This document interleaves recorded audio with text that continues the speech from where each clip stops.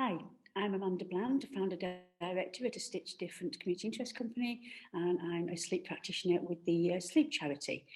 Here today to just give a brief overview of what sleep is, some of the issues that we can have, and a few hints and tips along the way. I'm going to share my screen for a PowerPoint presentation, and hopefully it will make sense. Right, so we have a project called Sleepability, which is funded by the National Lottery to help support families who are having sleep problems. So feel free to drop us a message on our Facebook page. We'll send details later. So basically, who needs sleep anyway? We all do. But obviously you're all here today because you may be suffering from sleep issues with your children or with yourselves. But obviously lack of sleep can affect so many areas of our lives, from your emotional well-being to your physical health. So sleep deprivation can play a major part with struggling with behaviour, regulation, but later on, if sleep problems continue, it can have quite a negative effect on your physical health. But we all do experience sleep problems from time to time, and individuals with autism or additional needs do sometimes struggle more with sleep problems, often down to not knowing it's time for sleep, irregulation, anxiety, etc. So basically, sleep does affect how we think, feel, and behave. And whilst parents, and carers, we're absolutely shattered most of the time anyway, just because of our caring duties. But whilst we are tired, and it may seem that our children are hyperactive or just full of beans, actually they are struggling too. And as we see here, if you're sleep deprived, it has a massive effect on your emotional and behavioural strategies. And obviously, as parents, that impacts on us. And if we're tired, we're less able to support our children in the most positive way. So it's much harder to respond to any challenges that come along. So often the issues are caused by communication difficulties, particularly with children with autism. They don't know necessarily when it is bedtime. We need to sort of teach them that. And that can be with prompts. It can be done with routines. It can be done with visuals. We can talk about that in our other courses that we run, should you wish to join. Obviously, physical health conditions can play a part in struggling getting to sleep and staying asleep. Obviously, it's quite commonly known children with autism have some bowel problems, and whilst we may not realise it, if a child's sleeping on the side, there could be a little bit of discomfort from the bowel if they're a little bit constipated or anything. So it's just something to bear in mind. Also, difficulties regarding arousal levels, and that could be that they appear hyper. It could be that they need some sensory input. There's quite a few difficulties that can come regarding arousal levels. So it's about trying to remain as calm as possible on that time coming up towards sleep. We often refer it to the golden hour and the hour before the child needs to be asleep or you need to be asleep. So obviously there are some other syndromes out there where it is quite commonly known for children not to produce much melatonin. Melatonin is the natural hormone that instigates sleep. So again, it's just something to be mindful of. But don't worry, there are things that we can do, and sleep problems can be resolved, often by a behavioural approach. Now, please be warned, things can get worse before they get better. It typically takes around 2 to 3 weeks to resolve a sleep issue. Usually when we're instigating a new routine for an individual, it takes at least 10 days before we start to see an improvement. And usually days 4, 5, 6 and 7 are pretty horrendous, I'm afraid. Things can get really brutal on the build-up because the child, or you can resist the change, but persevere, things can move forward positively. So we're going to talk briefly about the stages of sleep. We've only got a short time today, but basically sleep is initiated by darkness, releasing production of a hormone called melatonin, and that comes in through the pineal gland at the back of the eye. Now, this is why it's quite important for people not to be using screens a good hour before the desired sleep time, because it basically blocks and counteracts the production of melatonin. So we'd always suggest sort of diversion or putting other strategies in. So reading a book is perfectly fine, doing some fine coordination skills, a bit of colouring in, jigsaws, Lego, anything though that doesn't require a screen. Then we're going to get up to bed, and these are the stages of sleep. So your first stage of sleep is basically when you start to close your eyes and you're in bed, hopefully, and not on the sofa, because that's not a good place to be. So your eyes are closing and you're starting to drift off, but you're easily woken at this point by potential anything, so a little noise, a creak, a changing light, changing sound, changing smell. So it's very, very easily to be woken at this stage. Stage one typically takes around about 10 minutes to start to drift off and get down to the next stage. So stage two is your actual start of sleep, proper sleep. So your heart rate slowing down, your body temperature is going down.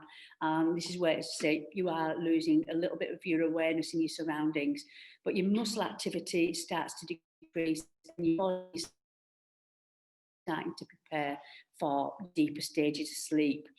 There are actually these extra couple of stages, stages 3 and 4.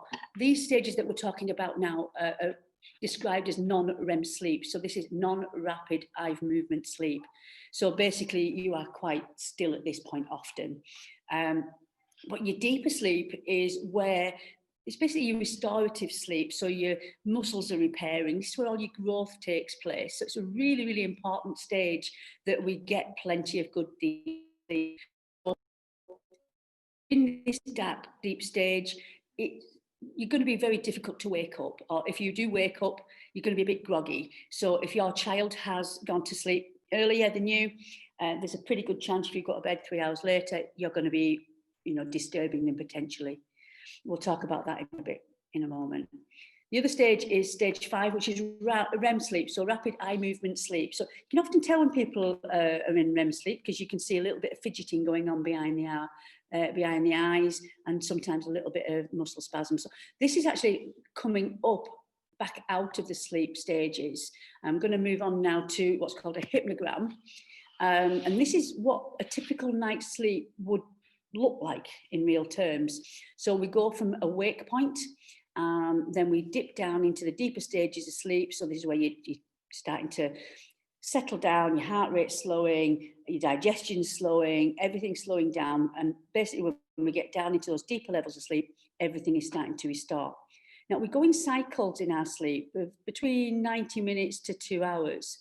And often when we're coming back out of the deeper stages of sleep, we do a very brief stage of rapid eye movement sleep. And again, when you're in REM sleep, you can wake up quite easily if things have changed, particularly in the environment. So think about the room where you or your child is sleeping. Has anything changed from the moment they went to sleep? Is it light, sound, smell? Anything like that can actually cause an individual to wake back up. Generally, we do 2 cycles of deeper sleep in the first part of the night, and then we go into more of the REM sleep. So REM sleep, basically, that's sorting out your brain. This is where all your processing is going on. So it's sorting out all the things that have gone on in the day and the weeks before, but it's also processing, learning, rewiring of the brain, and all that developmental in the brain is going on during this REM sleep. So again, really, really important that we get enough of that. So we also have what's called partial awakenings during our sleep cycles. Now, as adults, and I'm sure many of you will, if you have a partial awakening, it looks like you rolling over, adjusting the duvet, and you can just settle yourself back down and go to sleep. A lot of children at this point, if they're having a partial awakening, they may wake up fully if there's been changes in the environment. And this is when they may fall. If it happens, keep interaction to an absolute minimum. Don't engage, just guide back to bed, and just use whatever phrase you say when you go off to sleep. So when you took your child in, night night, love you, or whatever the phrase is, stick to that one phrase. You'll be surprised. It soon works. It really does. And this is the bit where things can get worse before they get better. We will have a little bit of resistance, I think, over the coming days, where we're trying to sort out any sleep issues. So as I say, later as we go through the night, we have more of the REM sleep, and then we slowly come back out. All of our sleep cycle is guided by daylight and nighttime. When the moon comes up, our melatonin is produced. So we do need to encourage that melatonin production. So drop in anything with caffeine in, after sort of 4 o'clock in the afternoon, and that can be even things like hot chocolate. Ordinary chocolate bars actually have a lot of caffeine in. Look at the foods that you're having.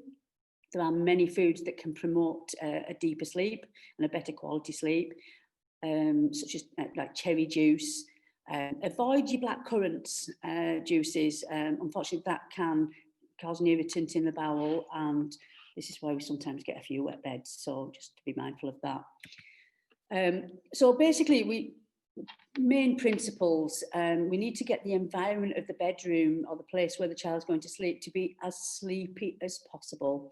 So we need to keep the arousal in that room as low as we can. So, try and keep like toys away if you can, or put a cover on over night time. We need to make the environment be a sleepy place, not the place where you're told off. Never use a bedroom as a punishment, because the child will associate that as a negative experience, and they just will not go off to sleep.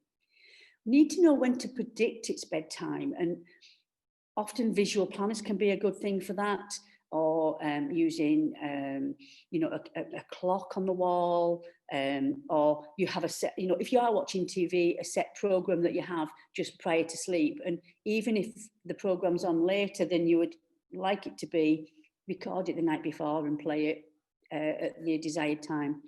So we need to, over time, support our children to know when it's bedtime and to learn to self-settle. It can be done. It really can.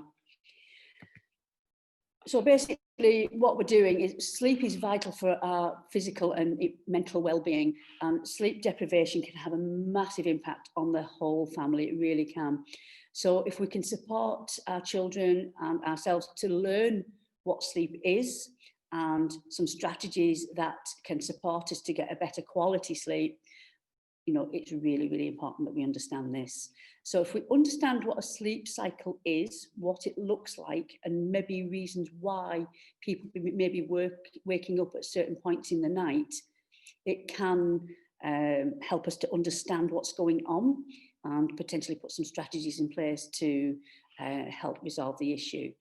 It's always important, if you're having an ongoing sleep problem, to keep a diary, a sleep diary of when you're going to bed, what foods you've had, if you wake up, and what's going on. If you need any of those, feel free to contact us and we'll ship those over. We are going to be running some much more in-depth workshops on sleep in January. So feel free to contact me if you'd like to learn more about that, and we'll do everything we can to help you and your family get a better night's sleep. Thank you very much, and I hope this has been of use.